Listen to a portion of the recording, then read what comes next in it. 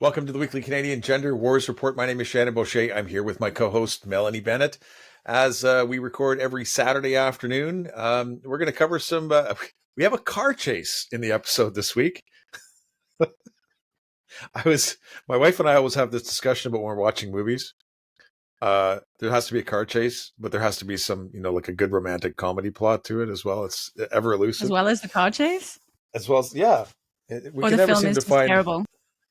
Well, so we'd better have a romantic interlude with this car chase then. Well, I don't know if we have that or not. So we've got a car chase from BC. While we were recording last week, there was an event out in British Columbia, and that made actually the National Post. We're going to talk about a teacher in Pitt Meadows, British Columbia, which is not far from Maple Ridge and Coquitlam.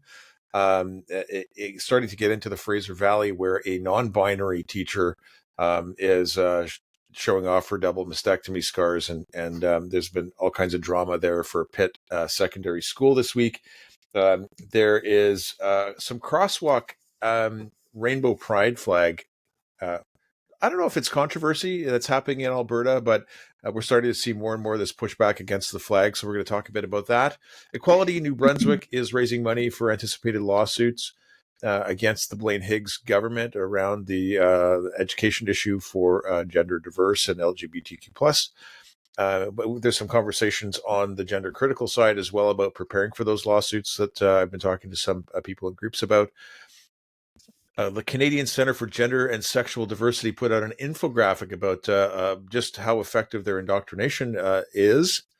And we are going to spend some time on a video that was produced by the Centre for Free Expression in Canada about library books and parents' activities around library books. They did a 90-minute video, and we're going to dissect that a little bit on our deep dive for the week. And Melanie, what have we got? What's going on with business here with the channel and viewers and things like that? Well, I'm very happy to announce that our very humble channel has reached 300 subscribers. And I was very pleased because every time we have a new subscriber, it means people are watching our content. I'm very happy about that. So I wanted to say thank you to everybody, all of our subscribers. I hope you're getting something out of this content. We're certainly enjoying putting it together. So yeah, thank you very much for that. And I wanted to say we have released, I think a few days ago, our video with Paul, a dad from Victoria, BC. Shannon and Paul had a discussion about the video, the Parent Talk, SOGI Parent Talk video from last week. So that's up and you can go have a look at that. And that's a Gender Wars podcast video. We also have a discussion with Jacques Boudreau coming up on the podcast, which is, he's the leader of the Libertarian Party of Canada. And we talk about gender, but we talk about other things too, really just about liberty. It's a little bit off topic from gender necessarily, but that's a good discussion that I had with him recently. So that'll be coming up next and you can watch out for that. And if you are just coming across our content and you like it, please like and subscribe, leave a comment. I love reading the comments and responding to comments. So yeah, that's the news. That's the news with the channel. We've got another great interview coming up, a little bit of a documentary sort of deep dive that I'm going to do with, I'll talk about it later in the episode. But I want to share with you the first thing that I saw. Let's see if I got the right share. Yeah, the first thing that I saw when we finished recording our podcast last week, this is from British Columbia. It's the car chase that I was mentioning. He's freaking hitting the culprit. Holy shit. Jesus. Wow. Oh. Today in Surrey. Sweet Lord. Right now, I'm gonna jump from this, and I'm gonna switch to another of these videos to get a slightly different perspective. So this video, another angle on this, ties in. Melanie and I always have a debate about whether this is Canadian content, whether it relates to the gender issue or not. And this, I started the Gender Wars as a blog to give a media critique about how the media treats parents, activists pushing back against gender ideology. And this is global news in BC. Now, as I qualify this video a little bit, pay attention to the language they use. We've talked about snarl words and purr words before, and this reporter is using some charged language. The term speeding tractor is an oxymoron as far as I'm concerned, but let's just have a look at this. A baffling sight. 3 police cruisers tailing the speeding tractor. There come trucks, vans, semis, everything behind. He's really speeding. We're told the man behind the wheel is Malki Shoker, who's part of a road rally protesting SOGI. SOGI stands for sexual orientation and gender identity. I would like all the parents watching this, if you love your children, please support this cause before it's too late. This crash happened Saturday afternoon along Golden Ears Way near the Highway 1 on-ramp. What we saw is the tractor made contact with the police car a couple more times before finally making contact and actually rolled all the way over, and the operator or tractor driver fell out of the sunroof. Authorities say the driver was taken into custody and later taken to hospital with non-life-threatening injuries. I'm going to leave it there. The reporter who's approaching the house here interviews his wife and starts asking him about SOGI. I was really curious about this. There was a SOGI flag on the tractor that in a couple of videos from various angles you can see. And admittedly, he was going from his home in Abbotsford to the Surrey rally this past weekend, celebrating the Emmerich Buring's efforts to recall the education minister of BC. And they are asking the spouse at the door about his involvement in SOGI. Nobody is talking about the cause of the crash. So I talked to a couple of sources. There was one tweet referencing it that I found in the comments of one post that the driver had a broken back. He was ejected from the tractor when it flipped over. And I talked to Barry Neufeld, who's very tied in to what's going on with all the protests in BC yesterday afternoon. And the driver was suffering an insulin shock of some sort as a diabetic. And this can cause almost like impaired alcohol impairment kinds of symptoms in people when they are suffering this medical emergency. So while he was driving, very frighteningly, he was becoming impaired due to an insulin imbalance. And none of this was intentional. And there was no malice involved, and he was arrested originally, but then, as the news said, taken to hospital. And I understand that he has a broken back and requires surgery at this point. So we hope that he gets better. It's tragic to see this kind of thing, and very frustrating from a media criticism point of view to see that it looks like some sort of agenda, some sort of extremist. This is.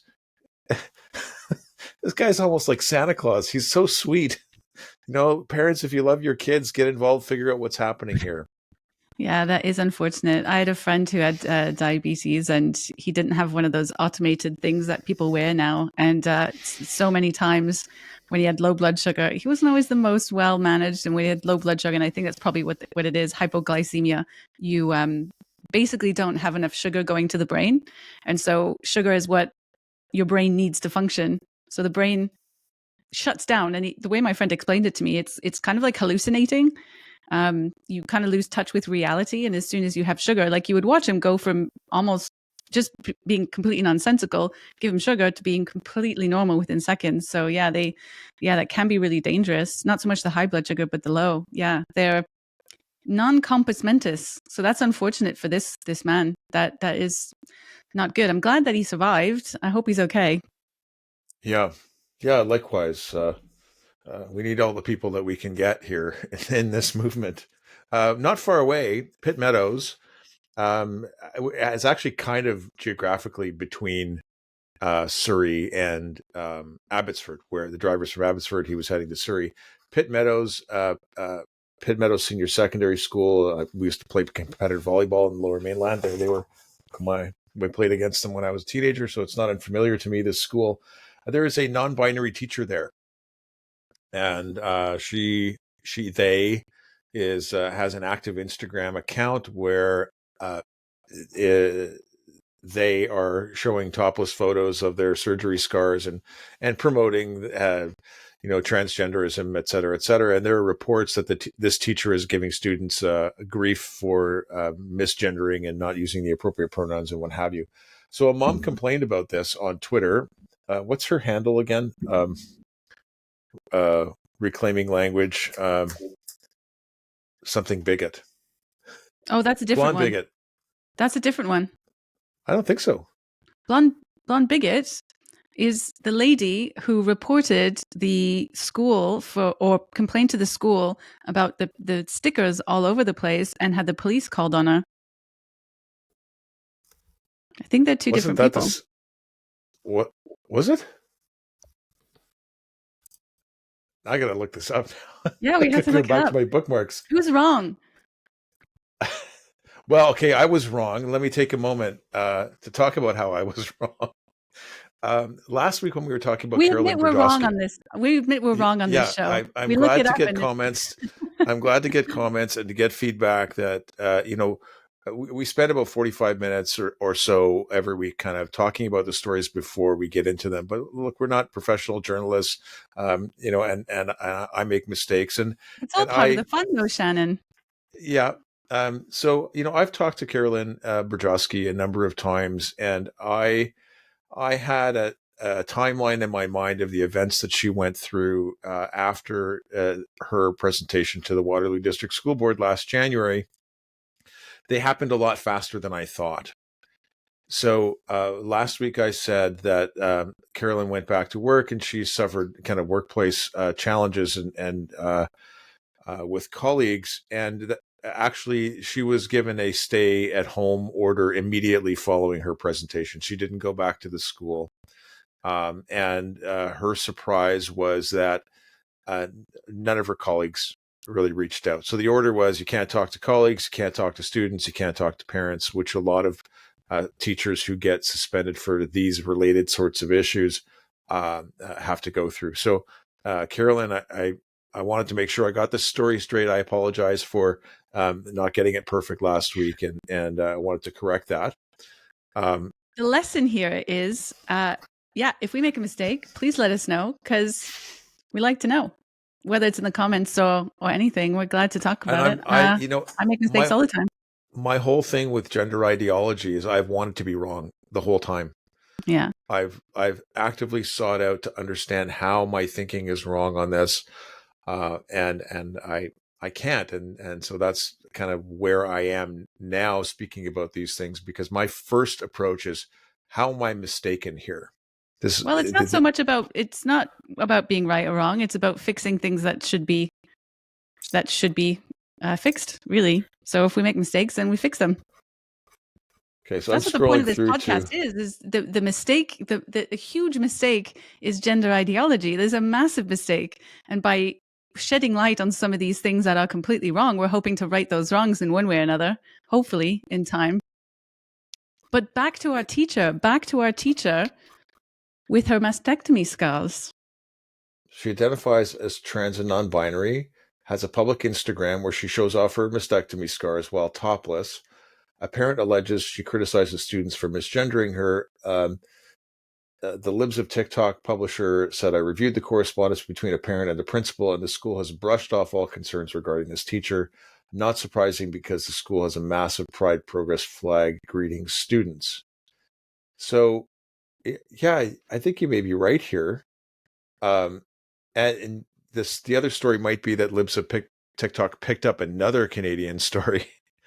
In any case, Pitt Meadows Senior Secondary School, and I believe, I could be mistaken, that the school board also basically locked down their social media accounts and clamped everything down.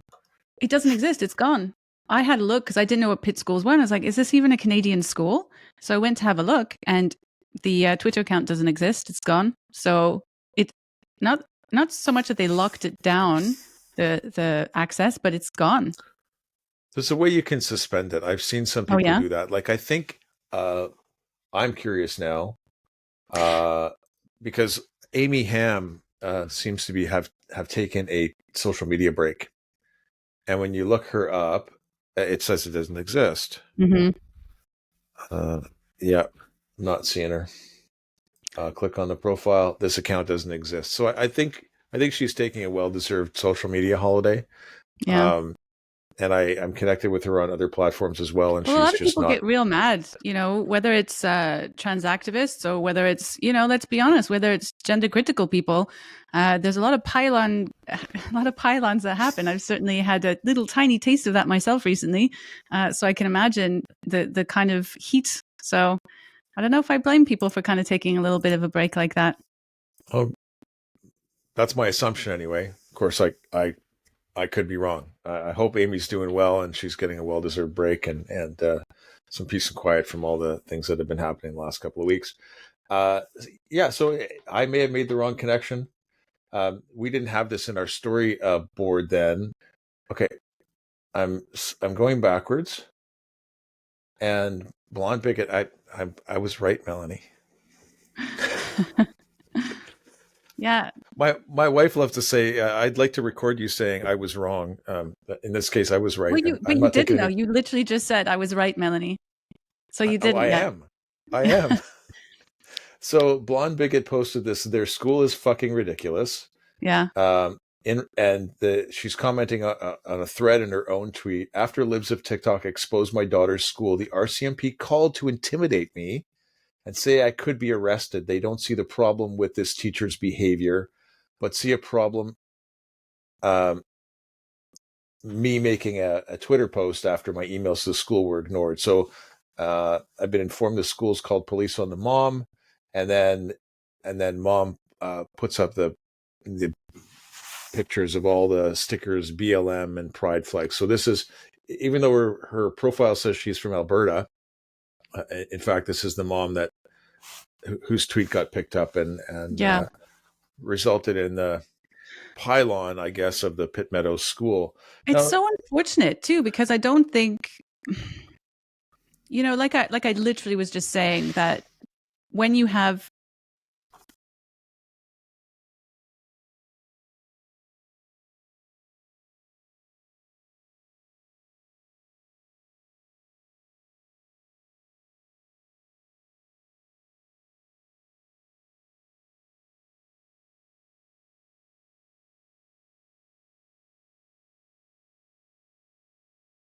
it's unfortunate when schools, really, instead of addressing the idea that it's not okay to politicize classrooms, instead of protecting that and blocking people out, and whether it's calling the police on a parent over a post because of safety reasons, or it's keeping parents out of school board meetings, it's never going to resolve the issue. We need to be able to have these discussions by locking people out, by completely eliminating any conversation with people and actually having very confrontational behaviors like calling the police on someone. It's not helpful. Yeah, we talked a little bit about our friend Julia Mallot, who put a piece up in the National Post this week. And I think that was the most interesting thing that she said. She wrote about Amy Ham and Julia's kind of initial impressions about hate speech and what, Amy Ham's position on things. And Julia went through all the documents and said, you know what, like, I was wrong about this. And then the conclusion of her article was that, exactly what you said, Melanie. Sometimes when we shut down conversation, we actually create more animosity and Yeah. frustration, and we escalate the issue. Yep. So we've got, I mentioned that blonde bigot 11's handle says she's from Alberta, obviously living in the Lower Mainland now. But we go to Alberta next for our follow-up story. Now, not the first time we've talked about a place called Norwich on the show. But Norwich, Ontario, I wrote about in June because a small town, Ontario, their municipal council voted to ban that pride flags would be, or actually any political flags, would be flown on municipal property, which caused all kinds of backlash. And we have a town in, now this is... I didn't even know there was a place in Ontario called Norwich. I know, it's kind of cool. There's so many towns in Ontario. It's Ontario, right? Yeah. Ontario is very, very Anglophile. There's a British name, a town name for everything here. Well, it's news to me. So this is reported in Edmonton News, and they're proposing to put a bylaw banning symbols such as pride crosswalks to a plebiscite. Now, the activists, of course, are going to say, no, this needs to be led by, people with lived experience, and the 98% of the rest of the population gets no say in this because we're the experts on having pride flags in our existence. But we see these everywhere. My local IKEA just has monstrous size flags like this all over the place. This is a very charged political symbol for a lot of people. Well, this summer, where I work, shall I say it? No, I'm not going to say where I work. It's part of the GTA, but it's a smaller, suburban part of the GTA. And just this summer, one appeared out of nowhere as I'm going to pick up a lunch from one day to the next, this massive pride crosswalk. I must admit, they are quite pretty. If it's not for the hateful symbolism behind it, they look kind of cool. But I think we don't need any more. They are everywhere. We have an area of Ottawa called Centertown, and it's true to its name. It's close to downtown. It has a very high LGBT population, like lots of cities do. And during the summer Pride months, on all of the light standards was just like pride flags all the way down the street on either side. I find it very disturbing. Just because, like if you're watching this and you have family affected by this and you live with visceral, empathetic pain for what our kids are putting themselves through. It's a symbol of censorship, though.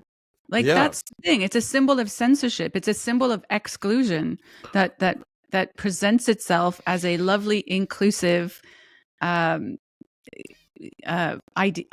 but that's absolutely not the case. And so just the idea of wanting not to have these, what was it this summer with Pride Month? There was some controversy over getting these out of schools. And one school, which I believe was a York Region Catholic school board, I think it was, decided not to fly them. And they were really... they were vilified in the press. Like, how dare you not do that? How dare you not signal your support for LGBT? So it's a compelled speech thing. It's a censorship thing. It's not inclusive at all, because if it was so I think we need to see these go. We need to stop celebrating opposite speech, opposite speak, new speak. Yeah. I'll be very curious to see how this comes out. How many people are mobilized? We know that the left LGBTQ plus rainbow activists, who are different from gays and lesbians and ordinary trans people, this activist cohort are very organized. They're very charged. They can get the vote out. So we'll see what happens in this town. This town is called, I didn't mention it because I was talking about Ontario, Westlock, Alberta. Well done, Westlock. Yep. So we'll follow on that story and let you know how it turns out. Now, I think that kind of brings us to Well, let's look at the infographic from the Canadian Centre for Gender and Sexual Diversity. So here we have an infographic that was posted by a friend of the show from the Canadian Centre for Gender and Sexual Diversity. This infographic saying how many workshops they've delivered this year, 160 plus, 4,500 brainwashed youth, 112 comprehensive sexuality education workshops, and intersectional and diversity workshops, 40. I guess that's the breakdown of their 160 workshops. These are unaccountable third-party organizations that, like a gal, we might speculate that they have some public funding of some sort, but they're being funded by taxpayers nonetheless, because when they come into these institutions, the school boards are paying them for the propaganda that they're delivering to students. Yeah. I might add that this particular organization is linked with heavily, well, they're very big into the whole comprehensive sexuality education. And comprehensive sexuality education is, it's not really sex ed. Just a high level overview. It's a type of thinking around delivering sexuality education that believes, it's Keynesian. So it believes that everyone is born a sexual being. So all people, from the moment that they're born, they have an innate sexuality within them. And part of the comprehensive sexuality is releasing that inborn sexuality. So we're talking about children. So when we're trying to deliver this comprehensive sexuality education, which this organization is part of, they also have a little symbol, which is very, very well known within the community of, let's say, people who are attracted to minors, minor attracted people. So there's disturbing links with this particular thing, and we're allowing these people to go into schools and to talk to children about sex. So just worth noticing these things when you're looking around. We need to kind of, have a bit more of a critical eye over what we want to deliver to people. Of course, they talk to you in this nice, soothing voice about just how nice they are. Yes. And the good that they're doing and how they're victims. As we're segueing into a piece that our friend Chris Byros Fernandez from Waterloo put up. This is from the Canadian Centre for, it's the Centre for Free Expression. Yeah. And this is a panel about libraries and library policy and library books. And Chris Byros put this little clip up, and another friend, Father David Todor, put up a slightly longer piece. We're gonna dive deep into this, but I want to run this whole clip. It's about 4 minutes or so, and this is where I'm going to talk about the piece that I have coming up. I'm going to have Pierre Barnes. Pierre is Canada's leading expert on these books from I want to say a critical perspective, but that word has been captured from a thorough investigation and honest analysis perspective. Pierre is the expert. He's created an incredible database that you can access to find out what kind of books are in your kids' schools, and whether they have some of these offending books and how many of them, whether they're hard copies or digital copies. He's been able to scrape all of this public available information. He's a Linux code guy, and he's built a great website. So we're going to spend time, and I'm going to take you through, and we're going to share some of the images, and we'll do the hard work of looking at what these books are actually saying. And if maybe you're like me, and like I said earlier, I want to be wrong.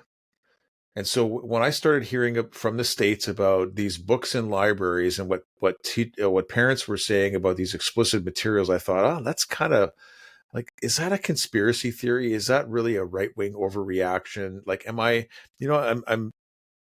I had the same reaction. This is all it's a little bit too much. It just sounds a little bit too out there. People are exaggerating. Yeah. And maybe it's just the religious extremists and hypersensitive to these things. But then I wouldn't make comment on it. Then I actually started looking at the books and looking at the titles, and then confirming where those books are held. And Pierre's been an incredible resource for Canadians who want to take an honest look at this. And in any case, here's what this panel has to say. And there's some connection to the Waterloo region in this, because there's one of the people here is from Waterloo, if I'm not mistaken. So we'll roll the clip. Fortunate, it comes back to some of the strategies. I think it was Anita that talked about the playbook, and these are some of the strategies to create fear, to create discomfort. And I think one of the things that we all need to remember through this is there's a purpose behind this, and it's not always the purpose that seems to be on the surface. There's often hidden purposes behind why we're seeing such behavior and such actions being taken. Anita, have you had reports of this? We've talked about BC and Ontario. Are there other places that are experiencing this? Well, Manitoba, has had the same kind of thing. And when we were talking about influencing elections and so on, Manitoba School Library Association has done some quite brilliant advocacy, actually, of getting their members to actually to ask candidates questions, because they're very concerned not only about provincial elections, but about local school board elections. And I see that as a vulnerability, quite frankly. I think a lot of just as a citizen, I think that there are a lot of school board trustees who, may have been around a while and the name is familiar and they keep getting reelected. I don't think people look very critically at their school board candidates, and maybe this situation is a good reason to really have a close look at why people are running. I'm also, Graham has talked about moral panic and instilling fear. And, it's the tactics that people have used of, they use this term age appropriateness, and they try to represent books that, may represent characters of different gender identities or sexual orientations as sexual content. And it's not. I mean, misrepresentation as sexual content is a tactic. And of course, other parents are fearful of that. I mean, they care for their kids. They don't want their kids reading something that isn't age appropriate.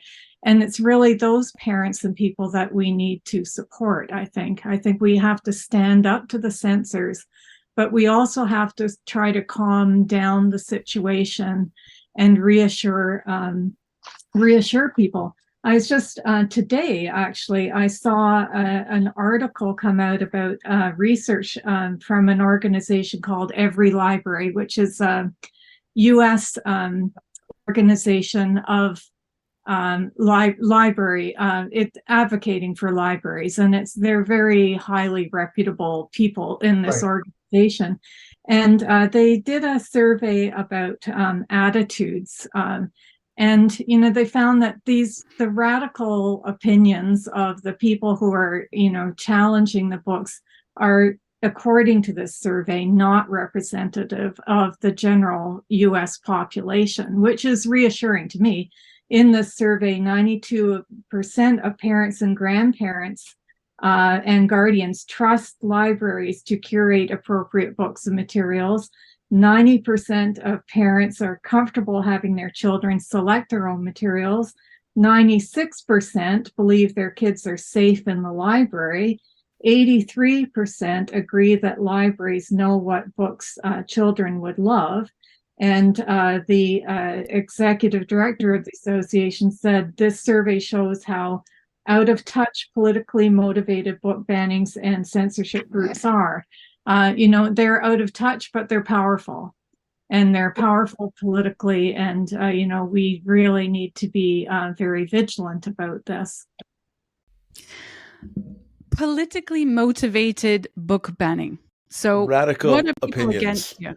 What hang on. What are people against here? People are speaking out against sexualized material in books. And she called it politically motivated book banning. Now, last week I was talking about how Drag Queen Story Hour proclaimed that queer theory is a political identity. And lady here just went and pointed that out again. LGBTQIA+, whatever you want to call it, this is a political movement. Why does your sexuality, that's not political, but she said it. This is politically motivated. Beyond that, she also said the radical opinions of people challenging these books. Now, is it a radical opinion that prepubescent minors do not have a sexuality and do not need to be exposed to it? Not long ago, we understood that exposing young people to inappropriately sexualized material harmed their development. This is a developmentally inappropriate thing to do. And so is that a radical opinion? You have to ask yourself this question. So the Center for Free Expression, I think later on we'll show these clips, is an interesting name, a title of this organization, because this is the same organization that supports banning parents, removing parents with these so-called radical opinions. What they're talking about, these radical opinions, is they want to shut down the opinions. And what they mean by radical opinions are the opinions that are exposing what we're doing. The opinions are disagreeing with what we're saying. In there, this lady spoke about what is appropriate? What is age appropriate? What is that? What is age appropriate? And I've heard that before. I've heard that many, many, many times before. We know what is age appropriate. We have known in the past, and suddenly we don't know. This is gaslighting. We know what's age appropriate. The idea of so this is a Mott and Bailey as well. And so, I've heard this at other school boards where they say they're only complaining about LGBT books. They're only complaining about these LGBT books. And so if they have a problem with the sexual content in LGBT books and they don't mention it, they don't have an issue with sexualized content in heterosexual books, it's because they're bigots. So do you have a problem with LGBT? That is the Mott. Well, no, of course I don't have a problem with LGBT. Well, then you don't have a problem with these books. That's the Bailey. They shoehorn on this sexualized content. Now, what they're actually doing, this is on purpose. They're not providing this sexual content within heterosexual material because you can use this Mott and Bailey. Now, nobody is saying being gay is wrong. What we're saying is sexualized material is wrong. It just so happens that it's consistently put in books that are LGBT tagged. This is a problem.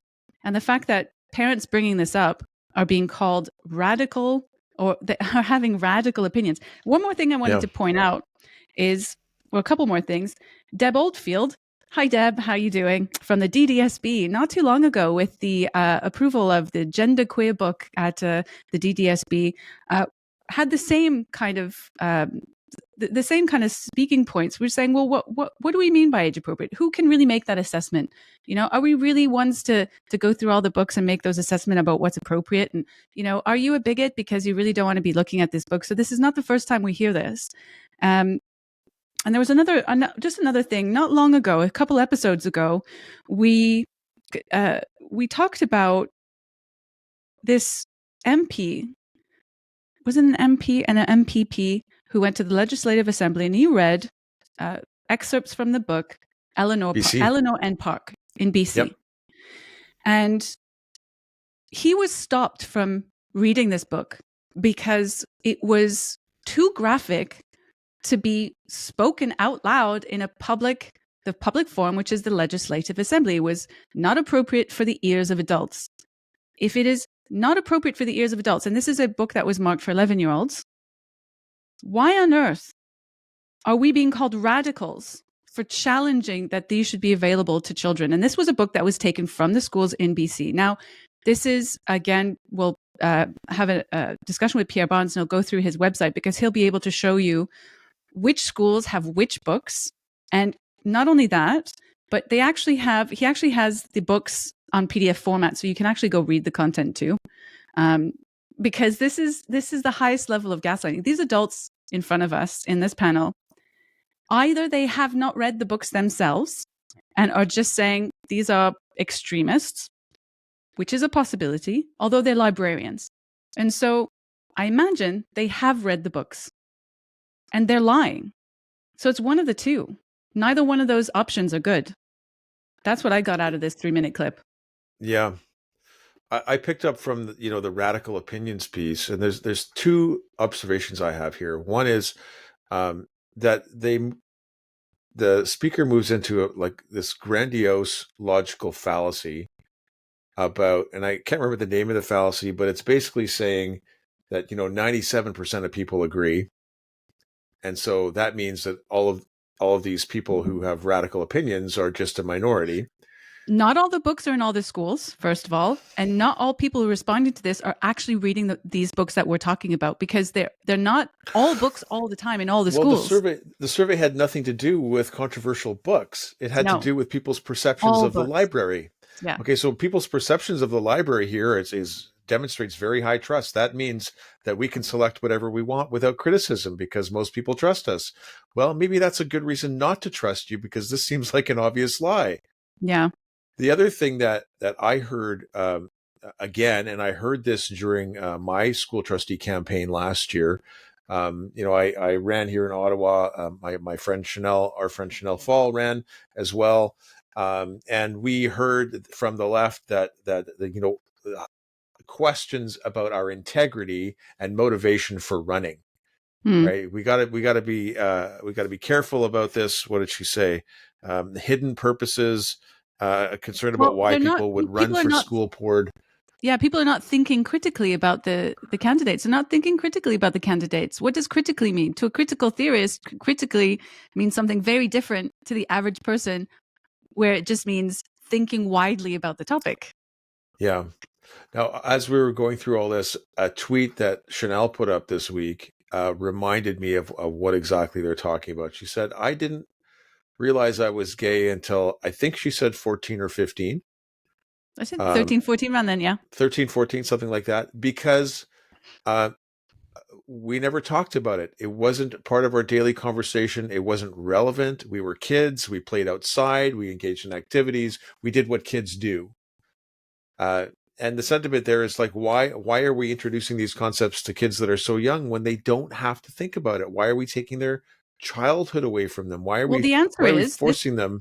There's an answer. The answer is that this ideology, this manner of thinking, really truly believes that there is such a thing as the mature minor, and everybody is born with a sexuality, and we are being irresponsible when we are not exposing them as early as possible to allow them the natural sexual right to associate with and identify with and explore the sexuality from the earliest possible ages. Like that's the answer to that question. And people really need to start realizing it. I mean, so this I found particularly interesting as well, because these are librarians in Canada. And although I was aware about these books in Canada, these books exist in America as well. And I was aware also this summer, a number of leaks from the American Library Association of librarians purposefully keeping secrets and lying to the public about the books in the schools and really promoting these sexualized books, saying that they're not sexualized, people don't know what they're talking about, it's fine, and then doing it on purpose. Like there was a few leaks of Zoom meeting kind of things where they knew that this was sexualized, but it had to be done because it was very, very important to promote LGBT, et cetera, et cetera. But not only that the American Library Association lead, I can't remember her name, but is a self-declared queer Marxist as well. So the queer Marxism is really deep within the American Library Association. But I didn't realize that. I'm quite certain there's a very heavy bent towards that within the Canadian librarians as well, which is, they're definitely more quiet about it, but sometimes people tell you things without telling you, and I think this little video is kind of telling you that. Yeah. Okay, so we have a longer clip from the same video. I'm going to post a link actually to this Center for Free Expression, and the irony is here. Here's a group basically saying you can't listen to these extremists. Their opinions are completely invalid silence these people. Politically motivated. The expression. Unbelievable. And you have some timestamps that we're going to jump to a couple of clips. Yeah, I think they're. I hope they're correct. Let's find out. Okay, so if we go to 9 minutes, please.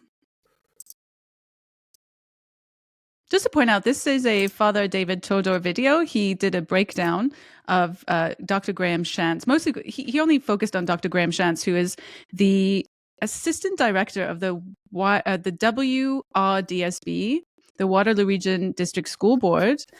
And it's a great little video.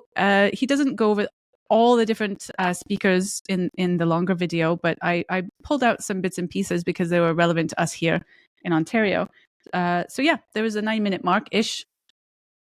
All right, I'm going to start in a sec. We're going to have, we're overdue to have Father David on the show, by the way. So we'll, I imagine I'll connect with him in the next couple of days.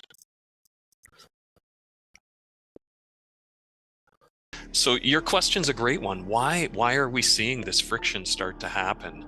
And I think fundamentally it's based in the fear of change and the fear of losing control or having ideas being challenged by other individuals as well. I was doing some reading once and heard a presentation by an individual called Julie Sweetland, who has a PhD and spoke very eloquently on the concept of moral panic. And that's what I'm seeing happen. And the concept around moral panic is that stories get exaggerated to create reaction, to change perception, or provide misperception of situations. And that's what we're seeing in our schools. People are raising questions because of things they've heard. And they're not usually based on any truth whatsoever, but it creates an emotional outrush, an outpour. And Anita spoke really well to how organized groups are, individuals and groups. And I would suggest that there is an active attempt to create a moral panic so people respond in different ways. So I think that was sort of a precursor or a conclusion really to the previous video that we saw. Is really they're really just talking about parents speaking out. These parents with radical opinions are causing a moral panic, which is this is gaslighting too. It's number one, or one of the top traits of narcissistic abuse is minimizing people's concerns. Yeah. Yeah. We can go to minute 1430, please. Yes. Okay. Yeah. Well, perfect. And thanks so much for the opportunity to respond to this, because in the Ontario context, school boards are required to have selection and deselection guidelines in place. So maybe what I'll do is morph the question a little further and suggest not only should they be adequate, they should be robust processes that they have in place and well documented. And I would also say well communicated to the community. Organizations such as the one Anita works with and many others can be huge resources to school boards, as well as the internal staff and expertise that they have in making sure that these processes are in place and quite transparent to the community. What's interesting, Jim, is the experiences of those that I talk with is the challenges aren't often happening through the formal processes that have been developed. And I think it was Tammy that said this at the beginning of our discussion, that it's the circumventing of those processes that is being done. It's being done in very political forums. It's being done in sort of media-based forums. And they're not, and organizations and individuals aren't actually using the formal processes for the very reasons that we spoke to. People need to read the text. They need to be able to explain why that doesn't represent the values of the organization. And as we all know, that's often very hard because in a majority of cases, our librarians have done just outstanding jobs making sure the text represent the communities we serve. Can I just say, this is another example of speaking in a certain tone of voice, keeping it low, slowing down your cadence, and having a very reassuring tone. You know, we're not doing anything wrong. We're not doing anything wrong. It's those people. It's those extremists. Those parents are circumventing the procedures. They're circumventing the normal way of doing business, which is an outright lie. It is an outright lie. Because I know for a fact that I know parents from that region who attend the school board meetings, who use those procedures, who write emails, who express their concern in reasonable writing, reasonable speech, and are shut down.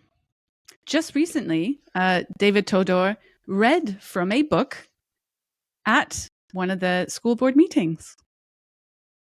So they are using the normal procedures. Yeah, this is just to paint your enemy.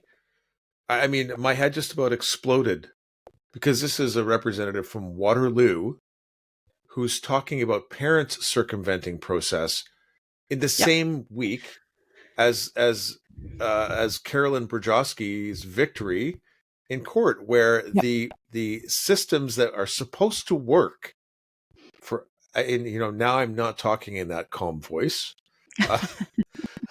These systems are supposed to work, right? Like, parents want to be listened to. Yeah. These concerns we want to have heard. We want to have legitimate public discussions about these things. And what does the board do? They shut down a teacher. They take away her democratic right under the Charter of Rights and Freedoms to speak to the government, agents of the state. They take away her career and destroy her reputation. Now, and then they say that parents aren't following the process. Yeah. So my not so quiet words here are, these are fucking hypocrites. I couldn't agree more. Unbelievable. Yeah, couldn't agree more. Unbelievable. So we have another timestamp at 17:30. Experiencing it saddens me. We have staff feeling the same way as well. We have librarians that have dedicated their life, they have trained, they have expertise, they're professionals, and in some cases they're being personally attacked. We have trustees that have voiced support of ministry direction, support of the Human Rights Code, and they become personally attacked as well. And it's a sad situation when truly our libraries should be celebrated. They are amazing learning environments. They truly are filled with stories of the world. And when you see students, and I still in my role get to see students engage with library collections, they come out of the library with the biggest smiles on their faces. They love being in the library. They love learning in that environment. It's just unfortunate that some of the challenges that we're facing currently put a damper on that and actually impact people at a very personal. I thought it couldn't get worse. This is exactly like Blonde Bigot's post, though. It's, it's the tables are being turned, right? Yeah. So it's the Darvo. That's what it is. It's Darvo because, and that's deny, why can I never attack, and reverse victim and offender order. Thank you very much. Yeah. So the point is it here wasn't is that me, it was you. Yeah, you're the one causing all the problems. Yeah, they're calling parents radicals for saying, please don't expose our children to sex at an inappropriate age with these materials that some of them are too graphic to even speak in the legislative assembly, right? And people like to shut down. Meeting. Or a school board meeting, right? They're inappropriate for adult ears, but fine for kids. They're complaining about this, and when they complain about this, they get shut down. And so, the parents, they're not using, and then they protest, right? And so when you have nothing left, you protest. And so, these parents, they're circumventing the normal ways of doing business. Look at them. So we're gaslighting them here. We're darvoing here. And then on top of that, when people are en masse really writing you letters, going to school board meetings, raising alarm, getting upset because you're not having listening. National protests. Yeah. And then you start saying, well, they're attacking librarians. They're attacking librarians. They're attacking us. They're attacking us. Yeah. No, what people are doing is they're saying, you can't do this anymore. That's, boundaries. And the people who play the Darvo game, who play the minimization game, the gaslighting game, and the minute they face boundaries, they perceive that as an attack. It's a narcissistic injury. They can't possibly be questioned because they're so morally superior and righteous. And that feels like an attack to them. But really, it's just, okay, like, It's a situation where a person with, this seems to be the theme for the episode, cannot be wrong. Yeah. Right? They are wrong, and make mistakes, but people and institutions who operate in this fashion will never acknowledge responsibility, either personal or institutional responsibility, for the response that they're getting. And, speaking of personal attacks, again, in the same week as the judgment, conveying that Carolyn Brzezinski's defamation lawsuit can persist and go through to full court hearings because of what? Personal attacks. Yeah. From the institutions who are leveraging their power to attack parents.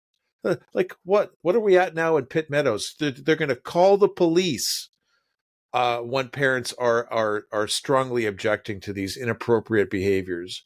Well, you have to ask yourself here, like, who does these children, right? They're not. There's this weird way of looking at children as belonging to the state now, and although that's not said overtly, that's kind of what they're getting at, is that we're perfectly entitled to expose children to whatever we feel is necessary. And I come from a family of primary school teachers. I've been around a lot of primary school teachers in general. They're not all teachers, but there is, and I've noticed a type of mentality amongst many teachers that they know what's best. They know what's best for all children, right? And you cannot convince them otherwise, that they just know what's best. And I get that with these people on the panel too, is that they are the knowledgeable people who know what's best for your children, and they forget. It's almost like but even in the past, even though the teachers in my family and so on and so forth, they know everything and they know what's best, at least they understood that the children weren't their children. But we've lost that now somehow. Somehow these children now belong to the state, they belong to the school, they belong to the region, and they're no longer the family's children. So parents should have a say, because that's what being a responsible parent is. It's our responsibility as parents to make sure that what we're exposing our children to is appropriate for them. And when it is not, a good parent will we have an obligation to protect our kids. Yes. Yeah. And that's what these parents are doing. They have discovered that there are things that are inappropriate for their children, and they're saying, I'm sorry, but this is not going to fly. And the response from they're not their parents. These people on the panel are not their parents, right? They're in most cases, they're kind of strangers, really. They're not related to them. They're just these people who happen to be leaders of institutions, not listening to the actual parents of these children. That alone should tell you something about the mentality of the people on this panel. Yeah. It isn't just not listening, right? It's flipping the script and saying, like, it's pushing them out. You're wrong. You're wrong. You're not allowed to have those opinions. Those are extremist views. Well, your disagreement with us is an attack. Yeah. Unreal. So the next timestamp is 1740. This is the last one. 1740? Oh, sorry. No, 1940. We've had experiences in Ontario where some of those books from those lists in the US are discussed at school boards. In some cases, the books aren't even in our collection, and people are concerned that they are. So there's a lack of knowledge and understanding. And in other cases, scripts are read from those books. But when questioned further, it becomes very obvious that they actually haven't even read the book themselves, right? They're only reading a script that had either been provided to them or provided through some means to them. So I think that really illustrates the impact that U.S. Policies and practices are having in the Canadian sector as well. Well, some more of that American MAGA-style influence. We've been hearing a lot about that recently. So what did he say? He said, number one, parents are complaining about many books that aren't even on our collection. Well, as Shannon just said, we'll make sure that you know exactly which books in which schools are in which collections shortly, so that you can discuss that with the schools. And he also said that many of the parents haven't even read the books that they're complaining about, and obviously the American style influence.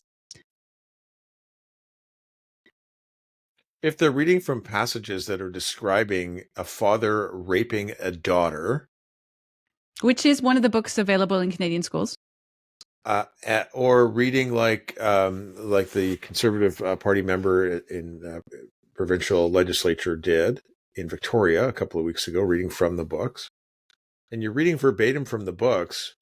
Sorry, like the rest of the book doesn't disqualify the passages being read. Well, the arguments here, I've heard this again from the DDSB this summer, or this spring. The argument is, oh, well, these are just excerpts from the book. You don't get the full context. These are just LGBT stories. And so if you're just taking excerpts and you're not getting the full context, then you're a bigot, basically. And this is the argument that this man is making as well. So, for example, Pierre Barnes on his website, not all the book is in PDF format. There's like excerpts from the book. Now you can go buy the book yourself. You can buy it on Amazon or whatever, but it's telling he's bought them all. Yeah. Well, because he had to make the PDFs, but the whole book is not in PDF format. It's really the bits that are of concern, right? To give you highlights, but the whole page is in there. So yes, these are excerpts, but like Shannon said, you don't need to read the whole book to understand that it is a problem. Because, for example, even with these excerpts, one book might have 20 pages of excerpts out of a 120-page book, right? So no, it's not the whole book, but the book is still a problem, regardless of whether you've read the whole book or not. The book is still a problem because it is containing, extremely explicit sexualized language. Oftentimes there are images. So these are sexually explicit images of adults engaging in all kinds of activities that are not for minors at all. Some stuff that I didn't even know about until I was in my 20s. One of the books that I maybe it was Father David who was reading from was giving tips to teenage boys on how to navigate Grindr. Yeah, Grindr is a gay dating and male hookup site for adults. Yeah, and if I'm okay, again, I could be mistaken, but there was like negotiating like tricks, right? A trick is a paid prostitution is a trick. But again, the argument with that is that kids are going to do it anyway. And because they're going to do it anyway, we have to teach them how to do it safely, right? So we're not going to tell them not to do it because that's moralizing. So we have to teach them how to do it safely. So that's the arguments behind these things. That's the whole Mott and Bailey, you're just being a bigot sort of thing. And the other one on top of that is this, I found it particularly interesting, this USA influence thing. Now, I think by that, what he means is all of those videos of parents going to school board meetings, reading from the books, and then they go viral, right? Because these are egregious. Mm-hmm. A lot of the things that are in there are quite egregious. And Canada's started doing that more and more. We've seen, like we had on our show, Father Toto did that recently. I don't think we had that on our show. And more people are doing that because it is impactful. It is getting the point out. But he is pushing back saying, oh, this is just that alarmist stuff again, because it's this American influence. People don't know what they're talking about. They're just creating panic. It's right out of, the federal NDPs and especially the federal Liberals are playing this card that it's MAGA influence from the States and that this is just a ripoff of American politics and we've got American right-wing extremist politics coming into Canada. Well, they're getting it from us. That's the crazy thing. When it comes to this queer theory, when it comes to the comprehensive sexuality education, they're getting it from us.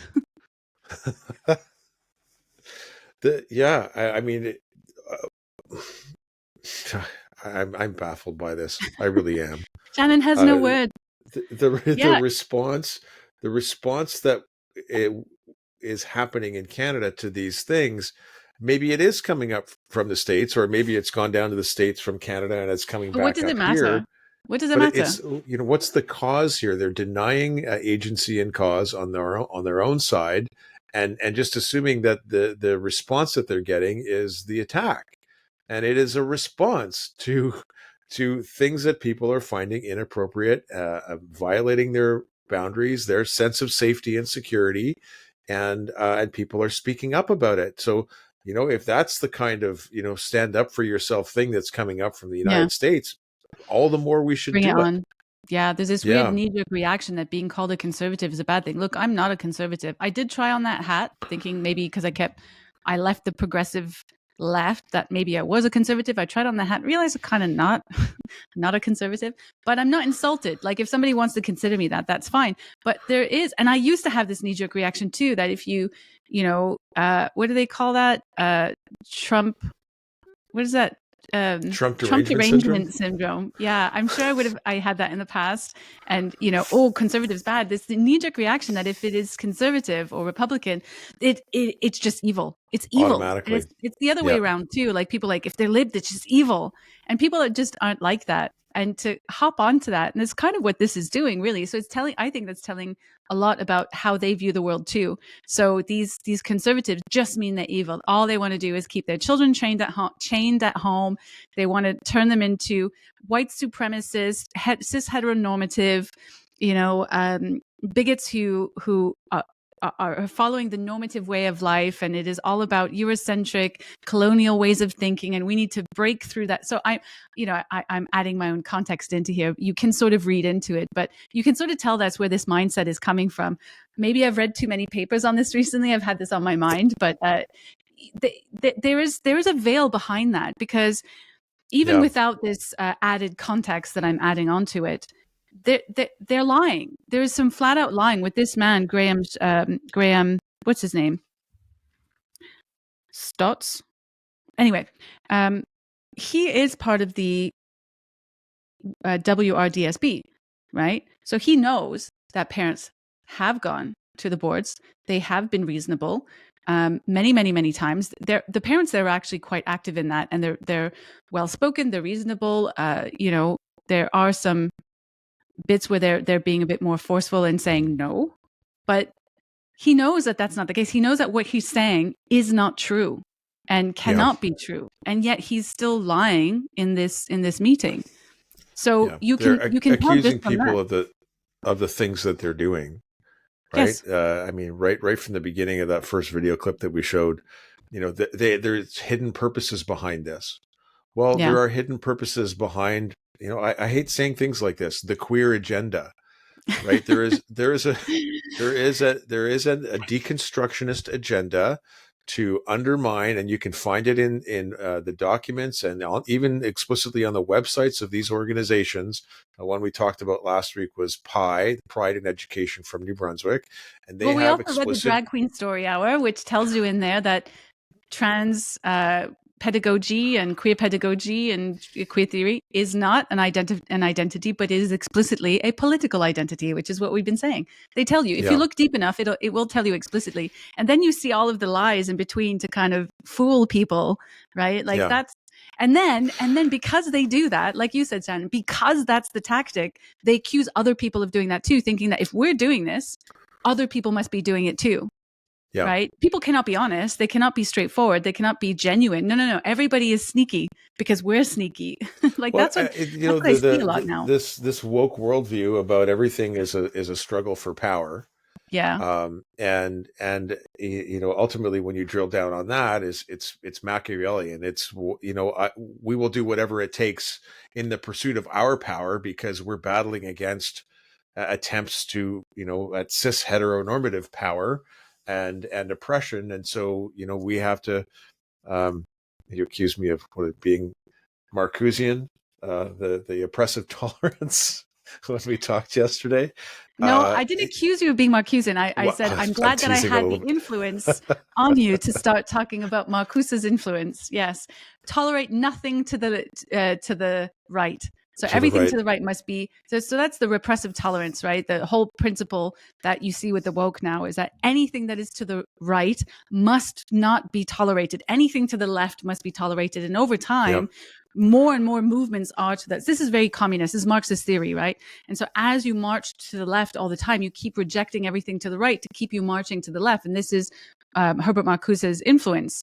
And this is what you see with these, right? But society at large doesn't really understand that that's what's happening. But because these messages are not fed to you in this explicit way, they just drip fed to you over time, and you don't realize. This is how I de-indoctrinated myself from the progressive left. Eventually, I started realizing all these things. But when you're in it, you don't see it. It's very effective because it's incremental. We're seeing the same thing, and I've said this before on the show, and you and I have talked about it, Melanie. queer theory and this LGBTQ plus is not the only manifestation of this overall movement.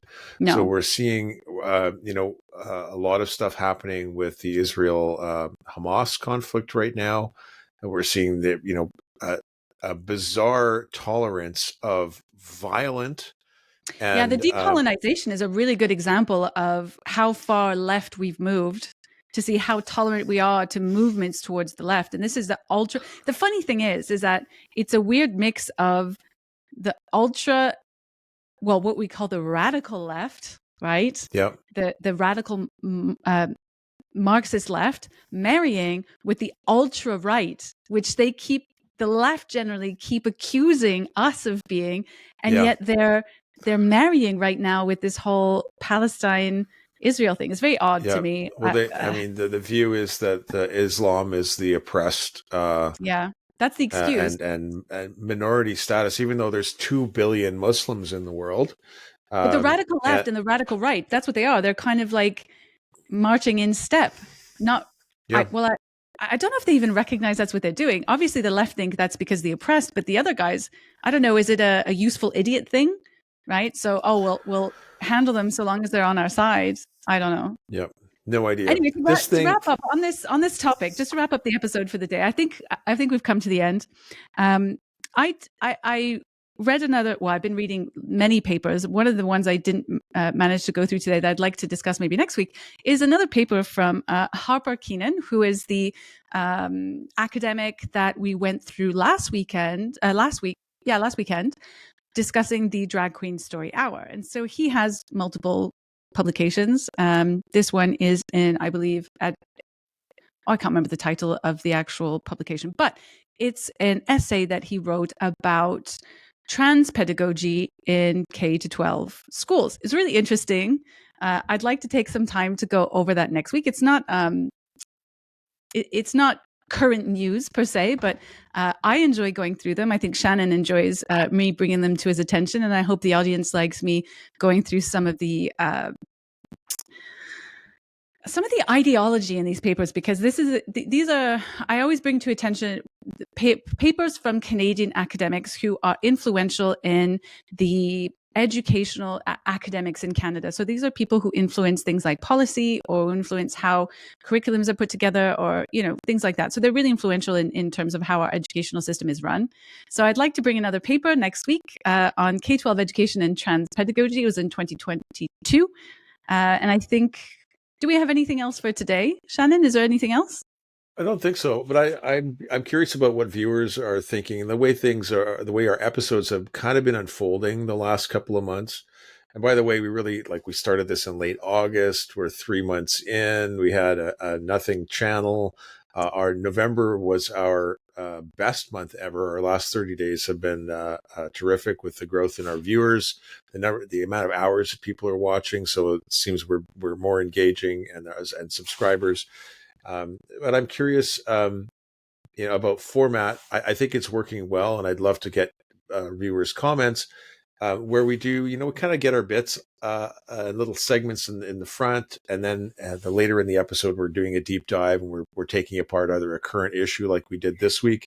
Yeah, we just do what we find interesting. But it'd be interesting to hear what other people would like to get from these episodes as well, not just whatever you and I think is cool. I hope this segmenting is helpful too, because if there's stories that you want to track and get more insights into, you can kind of pick that in the video bar at the bottom and jump to the spots that are most relevant to you, or you can actually share those with people that you're watching. So thanks for watching the weekly Canadian Gender Wars report.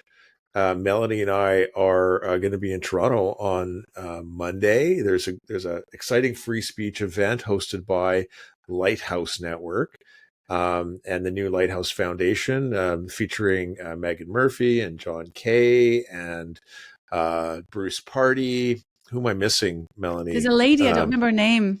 There's another lady. Sorry, lady.